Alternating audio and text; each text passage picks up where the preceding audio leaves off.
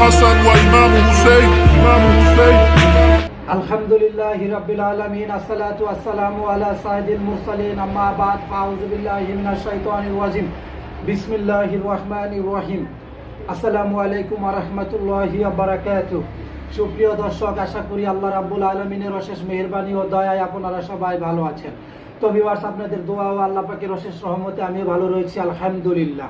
তো অবশ্যই আজকে ট্রাফিক সম্পর্কে আপনারা জেনে গেছেন, থাম্বনেইল এবং টাইটেলটা দেখে অবশ্যই আপনারা জানতে পেরেছেন আজকে কি বিষয় নিয়ে আলোচনা হবে।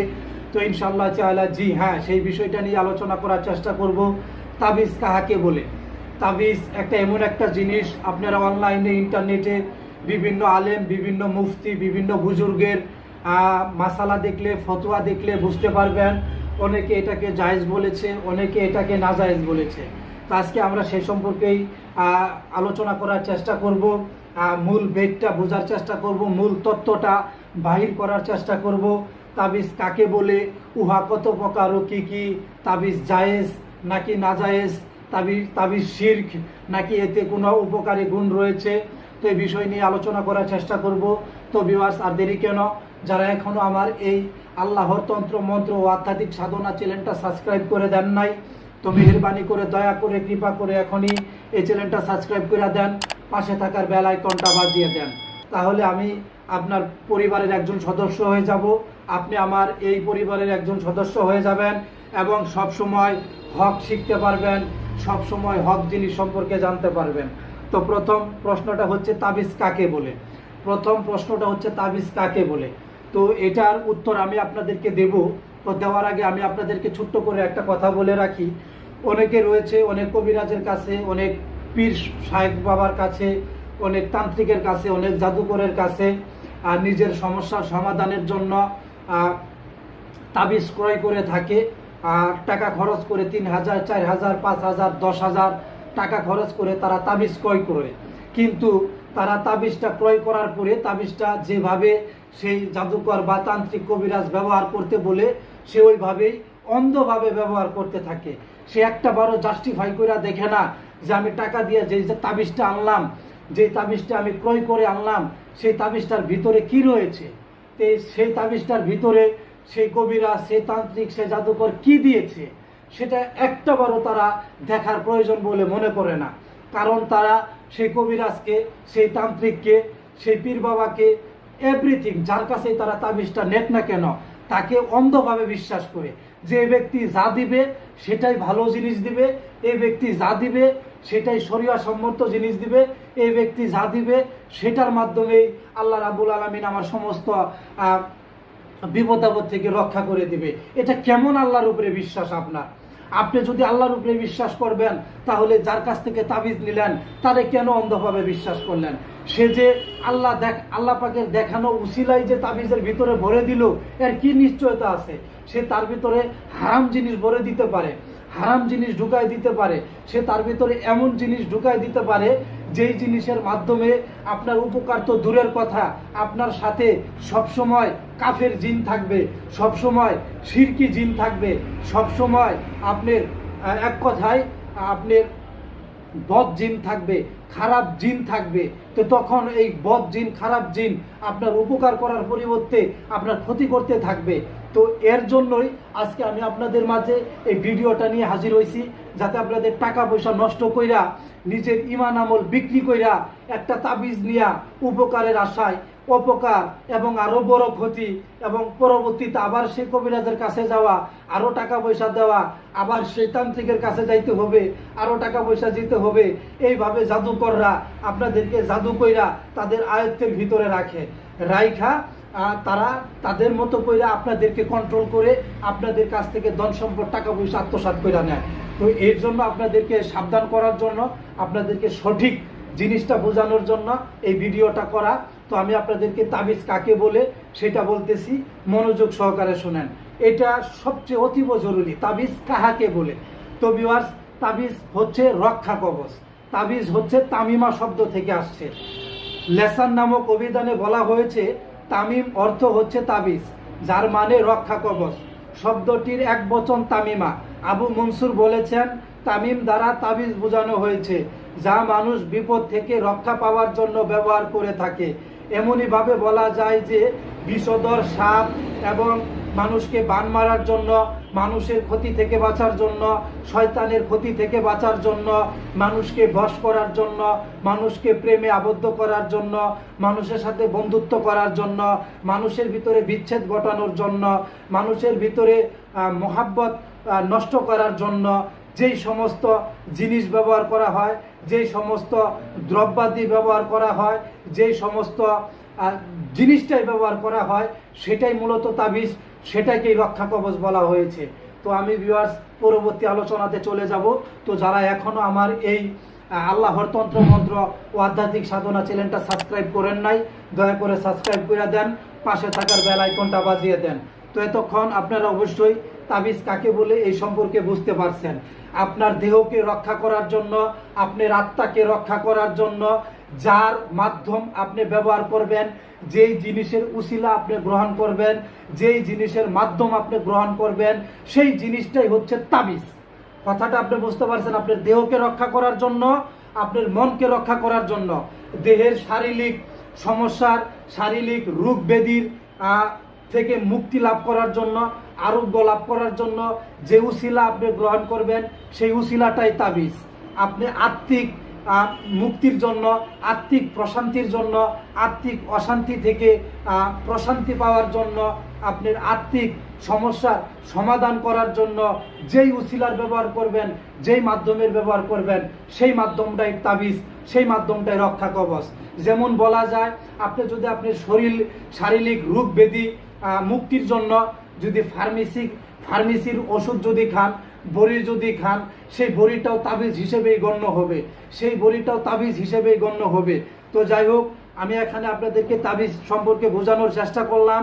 তো যার মাধ্যমে বিপদ আপদ থেকে, রোগ ব্যাধি থেকে রক্ষার জন্য যেই জিনিসটাই ব্যবহার করা হয়, সেই জিনিসটাকেই তাবিজ বলে। তো ইনশাল্লাহ তাবিজ সম্পর্কে আপনারা ক্লিয়ার, আমি আশা করি আপনারা বুঝতে পারছেন।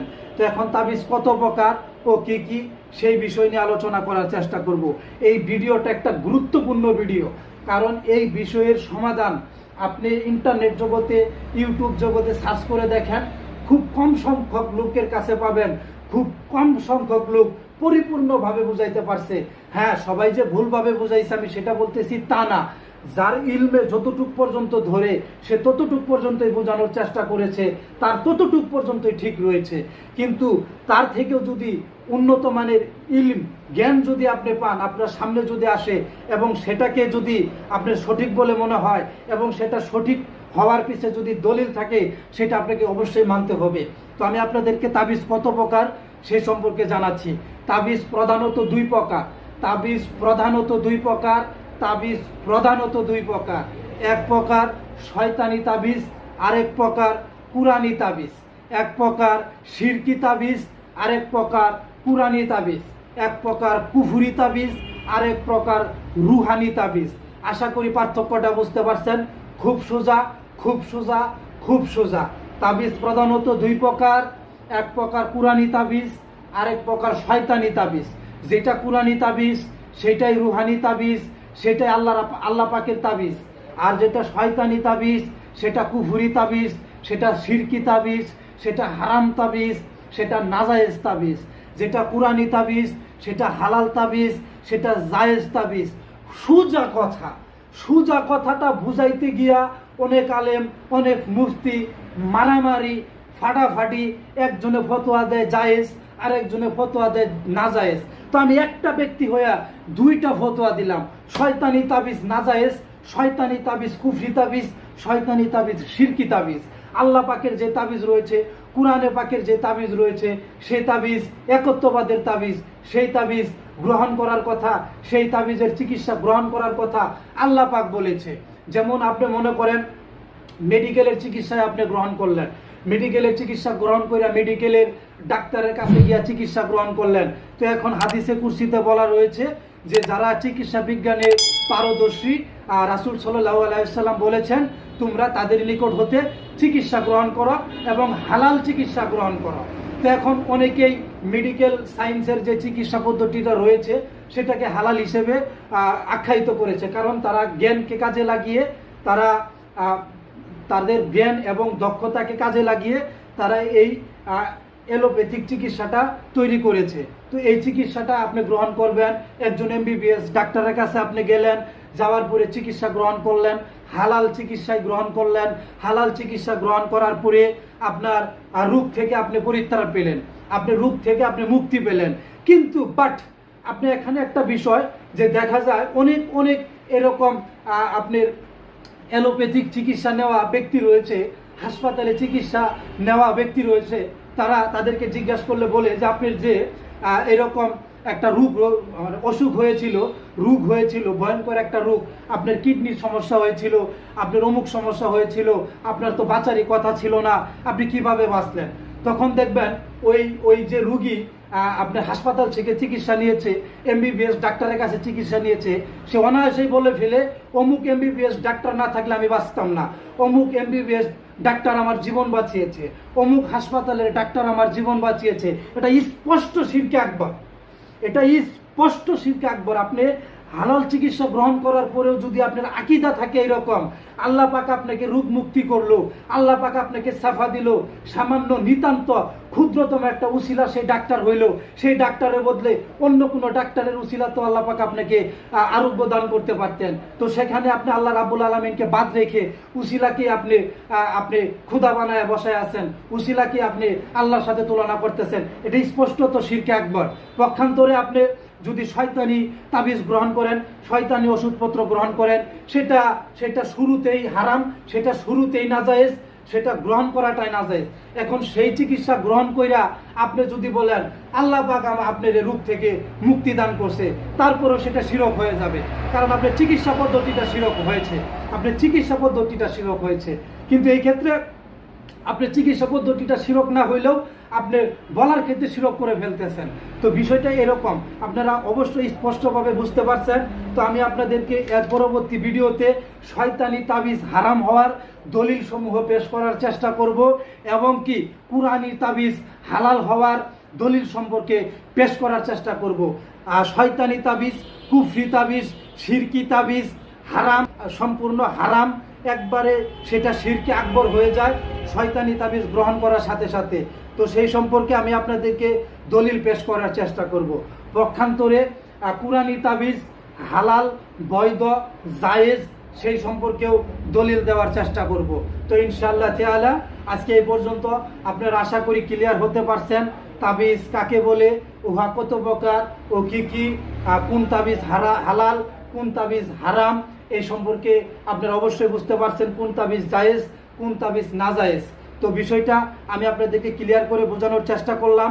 অনেক মুফতি আলেমের ভিতরে এই বিষয় নিয়ে দ্বন্দ্ব রয়েছে, অনেকে হালাল বলেছে, অনেকে হারাম বলেছে, অনেকে জায়েজ বলেছে, অনেকে নাজায়েজ বলেছে। তো যারা জায়েজ বলেছে তারা কুরআনী তাবিজকে জায়েজ বলেছে, যারা নাজায়েজ বলেছে তারা শয়তানি তাবিজকে নাজায়েজ বলেছে। যারা জায়েজ বলেছে তাদের দলিলও ঠিক, তাদের কথাও ঠিক, যারা নাজায়েজ বলেছে তাদের দলিলও ঠিক, তাদের কথাও ঠিক। আশা করি বুঝতে পারছেন। সকলের সুস্বাস্থ্য কামনা করে আমি এখানেই বিদায় নিচ্ছি। আপনারা আমার পাশেই থাকবেন, ভিডিওটা শেয়ার করার চেষ্টা করবেন। বর্তমান যুগ ফিতনার যুগ, বর্তমান যুগ একটা তাবিজ গ্রহণ করলে সেই তাবিজটা যদি শয়তানির তাবিজ হয়, সাথে সাথে ওই ব্যক্তির ঈমান, জিন্দেগিতে যত ওয়াক্ত নামাজ পড়েছে, এক ওয়াক্ত ফজর জুমার নামাজও যদি সে আদায় করে থাকে, সেই এক ওয়াক্ত জুমার নামাজ উদ্দা বরবাদ হয়ে যাবে, ধ্বংস হয়ে যাবে, কেউ যদি শয়তানি তাবিজ ব্যবহার করে থাকে।